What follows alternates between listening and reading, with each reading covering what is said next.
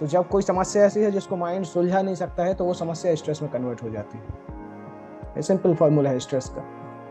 तो इसलिए स्ट्रेस से बचने के लिए भी एक इम्पॉर्टेंट चीज़ है कि हमें माइंड को सबसे पहले तो इस तरह से रखना होगा कि टाइम हम अपना मैनेज कर सकें, क्योंकि ऑब्वियस कई जगह पे स्ट्रेस जो है टाइम के कारण आता है। जब हम टाइम को बैलेंस नहीं कर पाते हैं तो स्ट्रेस जनरेट होता है, क्योंकि हम चीज़ों को मैनेज नहीं कर पाते, या तो मल्टीटास्किंग नहीं हो पाती। मल्टीटास्किंग करने से भी स्ट्रेस आता है, क्योंकि जहाँ भी माइंड को अनसर्टेनिटी दिखेगी वो स्ट्रेस में कन्वर्ट होगी। तो बेटर है अपने अपने दिन में टू डू लिस्ट बना के रखें और अपने टाइम को अच्छे से मैनेज करें।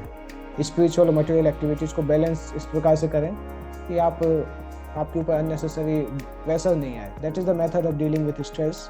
इसका स्पिरिचुअल सॉल्यूशन अगर बोलें तो जब स्ट्रेस आता है, सामान्यतः योग पद्धति में बताते हैं कि अगर कभी गुस्सा आता है, स्ट्रेस आता है, अगर आप लंबी सांस लेते हैं तो स्ट्रेस कम हो जाता है। उससे भी अच्छा सॉल्यूशन है कि अगर आप उस समय अपने आप को कुछ गीता जैसे शास्त्र के अध्ययन में लगाते हैं या मंत्र मेडिटेशन नाम के जप में लगाते हैं, भगवान के नाम के जप में, तो स्ट्रेस डाउन हो जाता है।